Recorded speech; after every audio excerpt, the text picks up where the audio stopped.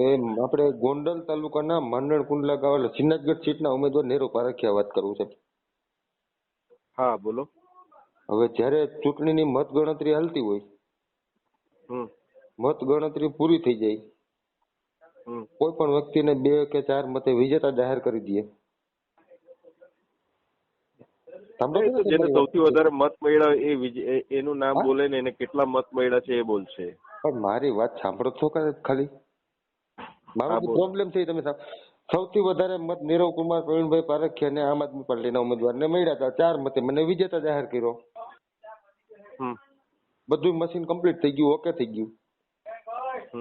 બધા મારા હરીફ ઉમેદવારો બધા મશીન છોડી ટૂંકમાં કાઉન્ટિંગ બોલ છોડીને નીકળી ગયા હાર સ્વીકારીને.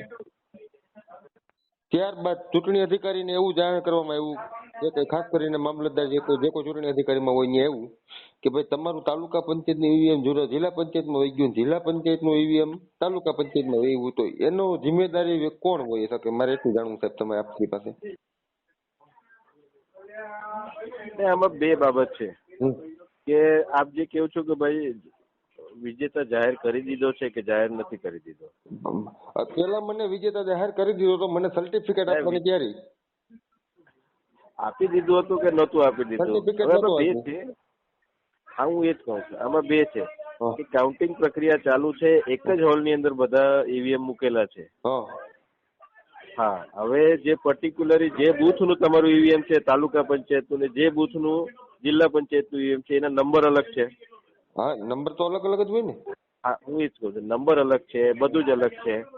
જો પરિણામ જાહેર કરતા પહેલા ભૂલ ધ્યાન પર આવે છે અને જે ભૂલ સુધારીને એમણે જો સુધારેલું જાહેર કર્યું છે તો કોઈ પ્રશ્ન નથી. મારી વાત સાંભળશો સાહેબ, પેલા તો જયારે બૂથ થયું તો મારી પેલાની મારી જિલ્લા પંચાયત મારી ઉપર આવતી હતી. હું એ જ કહું છું તમને પરિણામ જાહેર કરી મારા સાહેબ શ્રી મને અમને ન જાણમાં આવ્યું તો ચૂંટણી અધિકારીઓને ગણતરી થઈ ગઈ, જીત આપી દીધા તાલે કેમ જાણમાં ન મળે? 4 મતે નીરવ પારેખિયા જીતે પછી જ કેમ જાણ ઉપર આવ્યું? આમાં 2 હું એ જ કહું છું કે જો કોઈ ચૂંટણી અધિકારીએ ખોટી રીતના કર્યું છે તો આપ પછી એમની જે તે સમય પણ આપણે ત્યાં ફરિયાદ કરી હશે કદાચ લેખિતમાં કે લેખિતમાં ફરિયાદ તાત્કાલિક આપી દીધી. હા તો તાત્કાલિક એમણે કંઈક જવાબ આપ્યો હશે આપને? મને કે રીકાઉન્ટિંગ હું કરી શકીશ, રીપોલિંગ નહીં થાય. મેં કીધું રીકાઉન્ટિંગ તો મશીન ફેરવે, મશીન સાચવવાની જિમ્મેદારી સાહેબ શ્રી કોની હોય? હું એ જ કહું છું. રીકાઉન્ટિંગ આપને આપ્યું, રીકાઉન્ટિંગ પછી શું પરિણામ? મારી વાત સાહેબ શ્રી મારા વાત સાંભળશો. મને પછી એવું જણાવવામાં આવ્યું કે તમારું જે આ 2 મશીન રહ્યું ને એ તાલુકા પંચાયતમાં આવી ગયું હતું, તાલુકા પંચાયતનું જિલ્લા પંચાયતમાં આખું મશીન જ ફેરવી નાખ્યું ને. જે મને મશીન આપ્યું ને એમાં પેટી ઉપર સીલ બિલ કઈ હતું નહીં તો મારે કેમ વિશ્વાસ કરવો? હું એ 2 બાબત છે આની અંદર કે આપ ઉમેદવાર તરીકે છો. શું નામ કીધું આપનું? નામ જરા હું ભૂલી ગયો. નીરવ કુમાર પ્રવીણભાઈ પારેખિયા, શ્રીનગર 19. નીરવભાઈ, આપ ઉમેદવાર તરીકે અત્યારે ફોન કરો છો કે આપની સાથે જે પણ ત્યાં ચૂંટણી અધિકારી દ્વારા ખોટી માહિતી આપવામાં આવી અથવા તો આપને એવું લાગે છે કે ભાઈ ખોટું છે. હવે ચૂંટણી અધિકારી દ્વારા પરિણામ જાહેર થઈ ગયું છે. પરિણામ જાહેર થયાના જે એની નિશ્ચિત સમય મર્યાદા છે, આપ એના વિરુદ્ધ નામદાર કોર્ટમાં દાવો દાખલ કરો. પુરાવા આપની પાસે હોય તો આપ ત્યાં દાખલ કરી શકશો. હવે પરિણામ જાહેર થઈ ગયું એના પછી આપ કહું છો એ પ્રમાણે ચૂંટણી અધિકારીએ શું કર્યું છે શું નથી કર્યું એ તો મારી પાસે જાણકારી નથી અત્યારે. ના ના સાહેબ, મારે જો અમારે સાહેબ ગોંડલ રહ્યું ને ગોંડલ એ ખરેખર ગોંડલ નથી, મિર્જાપુર છે. મને હું મારો ગોંડલ ને ગોકુળિયું ગોંડલ સમજતો હતો પણ મને કાલે ખબર પડી કે ગોકુળિયું ગોંડલ નથી, ખરેખર મિર્જાપુર છે. કોઈ પણ પ્રકારની જો ખોટી રીતના વિજેતા અન્યને જાહેર કરી દીધા તે બાબતમાં હું આપને કહું છું. આપ ઉમેદવાર તરીકે જો આપને એવું લાગે છે કે ભાઈ ખોટી રીતના ભાઈ અન્ય હું જ આપ વિજેતા બનવાને પાત્ર અથવા તો ભાઈ ખોટી રીતના કે બીજી રીતના જે પણ રીતે હોય, હા તો હવે ધારો કે એમણે જાહેર કરી દીધા છે તો હવે આપ ત્યાં આગળ ચૂંટણી અધિકારીને તમે એમના વિરુદ્ધ લેખિતમાં કરશો તો એ જે પણ હશે તો અત્યારે બી ફરિયાદ કરી શકો. કોર્ટમાં આપ દાવો દાખલ કરવા માંગો તો આપ દાવો દાખલ કરી શકશો. કોર્ટમાં આજની સ્થિતિ. મારી વાત સાંભળશે. હવે બીજું મારે તમારી પાસે એક પ્રશ્ન સમજવો છે કે જયારે સ્ટ્રોંગ રૂમમાં ઈવીએમ જતા હોય ત્યારે ઉમેદવારોને જવા નથી દેતા. ઉમેદવારોને જવા નથી દેતા નહીં, પણ ઉમેદવાર વતી જે પણ તમે જે પણ પોલિટિકલ પાર્ટીના હો એ પોલિટિકલ પાર્ટીના જ્યાં સભ્યો હોય એમની હાજરીમાં જ ત્યાં ઈવીએમ સીલ કરવામાં આવે છે. અરે ઈવીએમ સીલ થઈ ગયા મારા સાહેબ. અત્યારે મુદ્દો મારે કેવો આવેલો પડ્યો છે, ઈવીએમ સીલ થઈ ગયા. જે તે બૂથ ઉપર ઈવીએમ સીલ થઈ ગયા. ત્યાંથી ઈવીએમ આપણે બૂથ ઉપરથી રવાના થઈ ગયા સ્ટ્રોંગ રૂમ બાજુ. ઈવીએમ રૂમ સ્ટ્રોંગ રૂમમાં પહોંચી ગયા. જિલ્લા પંચાયત વાળાના ઈવીએમ અલગ હોઈ જાય છે, તાલુકા પંચાયતના ઈવીએમ મશીન અલગ હોઈ જાય છે.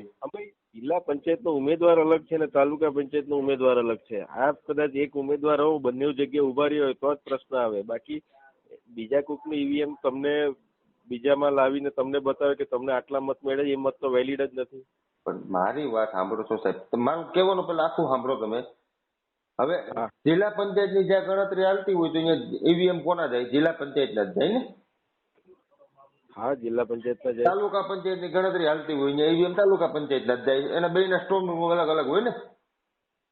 હા, અલગ હોય, સાથે હોય, એવું કઈ જરૂરી નથી. તો હવે ત્યાં એમણે શું સુવિધા કરી છે એ પ્રમાણે. નહીં, મારા મત પ્રમાણે અંદર અલગ અલગ હતા, કારણ કે અમારે જે કાઉન્ટિંગ હોલ હતું ને ત્યાં વ્યવસ્થા અલગ અલગ.